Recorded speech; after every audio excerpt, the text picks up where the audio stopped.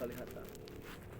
Imam Abu Hanifah demikian, Imam Ahmad bin Hanbal demikian, termasuk para sahabat yang paling terkenal di di hadis-hadis Nabi itu Ali bin Abi Thalib salah satunya, ya, ketika menghatamkan Al-Quran di dalam sholatnya. Jadi khatam Quran di dalam sholat karena kebiasaannya begitu.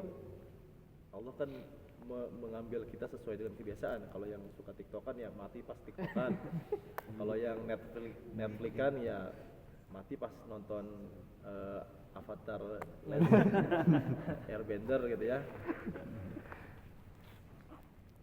Ali bin Abi Thalib mati terbunuh, ya, meninggal ketika menghatamkan Al-Quran di dalam sholat, dibunuh. Dan itu yang ulama kejar gitu. Karena sebaik-baik zikir adalah Al-Quran, ya. Makanya mereka tidak sedikit ulama meliburkan fatwanya, tidak sedikit ulama meliburkan majelisnya, karena fokus ingin berkholwat dengan Allah dan ingin berlama-lama dengan Al-Quran. Awalnya anda gak percaya, Imam Syafi'i 60 kali khatam dalam Ramadan, gimana? Gak percaya.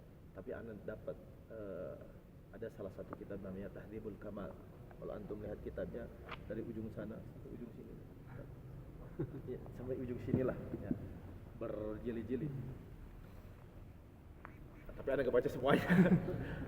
Cuman ya itu rezeki, ya. Ada yang ingin membuktikan. Salah satu ulama hadis namanya Imam Ad-Dhahhak. Imam Ad-Dhahhak ini kana yusabbiku Syafi'i. Dia ingin bukan menyaingi istilahnya, mengikuti jejak Syafi'i. Cing benar tuh gitu ya, kalau masih bahasa Sunda nih. Benar gak ini 60 kali dalam Ramadan? Aku dicobalah dia setiap Ramadan. Berapa kali? Ternyata tidak mampu. Dia hanya bisa tis'ina wa khamsin. Dia hanya bisa sampai pada tangga 59 kali. Imam Syafi'i tadi berapa? 60. Dicoba lagi di Ramadan berikutnya, tetap 59 kali. Enggak pantang menyerah. Dicoba lagi di Ramadan berikutnya, tetap enggak nyampe 60. Hese euy cenah. Aduh, ini sulit. Enggak bisa ini. La'alallahu khassasa dzalika 'ala Syafi'i. Ini semoga kekhususan ini diberikan hanya untuk Syafi'i memang, ya. Saya enggak akan bisa ngejar Imam Syafi'i.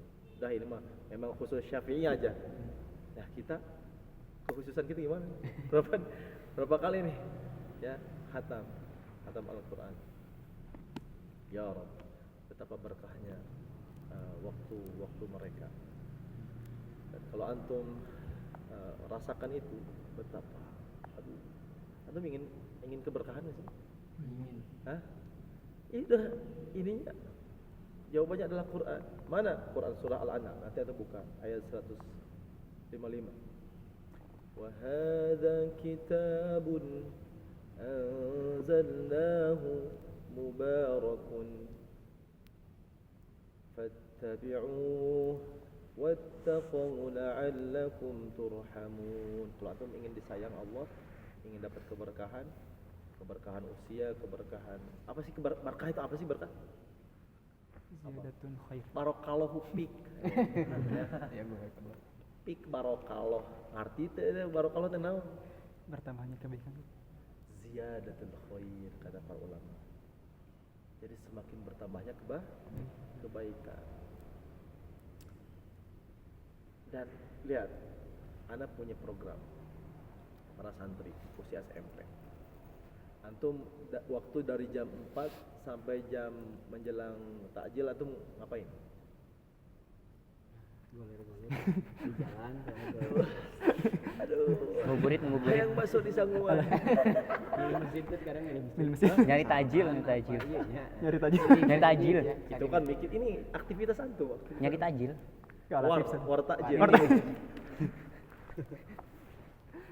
Mereka santri-santri kami itu mentasmikan hafalannya sebanyak 2 juz. Ini baru satu waktu ya. 2 juz dari jam 4 sampai menjelang takjil. Wow. Kami namakan tartil, tasmi Ramadan menjelang takjil. Bukan tilawah, tapi mentasmikan hafalan, memperdengarkan hafalannya. Di saat orang-orang lulu lalang pontang-panting ke sana kemari untuk cari takjil, menghabiskan waktu atau nonton tayangan yang sia-sia, mereka seakan-akan waktu terhenti. Betul? 2 juz coba. Anak SMP. Itu yang namanya berkah. Di saat orang lain mungkin 2 atau 1 juz lah, itu kan dibagi-bagi, betul?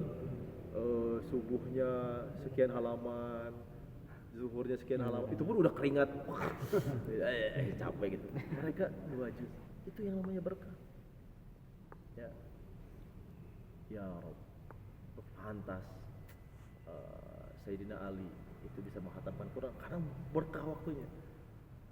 Wa hadza kitabun anzalnahu mubarakun, dan inilah kitab yang aku turunkan itu yang aku sifati ya dengan penuh keberkahan. Jadi kalau antum pengen berkah hidupnya, mendekatlah Quran, minimal antum baca dulu, naik nanti tangganya baca terjemah, naik lagi tangganya baca tafsir, pahami sampai nanti antum mencoba ambil aja 1 ayat. Antum kan sekarang statusnya sebagai apa? Mahasiswa ya. Ambil ayat-ayat yang sesuai dengan passion antum dan kebutuhan antum dari Al-Quran, mengamalkan ya hal-hal yang sederhana saja. Itu nanti syukur-syukur di Ramadan ini antum misalkan bisa tadabbur ya, bisa baca, bisa tadabbur, bisa mengamalkan. Itulah tilawah Al-Quran. Beda dengan qiraah. Tilawah itu innalladzina yatluna kitaballah. Yang dimaksud dengan tilawah itu adalah bukan hanya mendisiplinkan, merutinkan diri untuk membaca Al-Quran, bukan. Tapi dia betul-betul memikirkan maknanya, merenungi, meresapi, mentadaburi isi kandungannya, kemudian berupaya mengamalkan. Itu makna tilawah. Antum misalkan contoh anak ambil ini hal sederhana sebetulnya. Antum tahu Ibnu Umar? Siapa? Anaknya Umar. Kan Ibnu Umar. Dia pernah sakit. Suatu saat pernah sakit. Ini sebetulnya kita tadabur ini ya, tadabur hadis dan tadabur tadi Quran surah Al-An'am. Antum nanti buka. Itu sekarang buka. 155 kalau nggak salah. Lihat betapa berkah dan apa hasil daripada tilawah. Artinya memang Quran ini hadir di dalam kehidupan mereka ini, para sahabat generasi awal ini, generasi terbaik. Suatu ketika Ibnu Umar ini sakit, demam tinggi, nyeri awak makanya. Antum paham nggak? Si orang Sunda siapa ini? 1, 2, Bukan. 3. Antum Sunda bukan? Bukan. Sunda bukan? Bingung. Oh, bukan. Ya udah saya nggak akan pakai bahasa Sunda. Demam tinggi, sakit tulang gitu ya, mungkin mencret tambah batuk ya. Kalau sakit kan kita juga kalau sakit di hari keberapa gitu suka pengen seblak gitu ya. Karena itu untuk mensugesti kadang-kadang makanan yang kita inginkan itu bisa menjadi wasilah kesembuhan, betul. Nah, begitu pun beliau. Ketika beliau, wahai istriku, Umi gitu ya, wahai bunda, aku pengen ini, pengen ikan, kata Ibnu Umar. Padahal di saat itu tidak sedang musim ikan. Namun istrinya karena ingin mengabulkan permintaan seorang suami, pahalanya besar. Nyarilah ke pasar-pasar, ke pasar antri nggak ada, ke pasar baru nggak ada. Keliling itu ke pasar, sampailah dapat di pasar yang cukup jauh dari kediamannya, dapatlah ikan, dibawa pulang, dimasak, kemudian dihidangkan.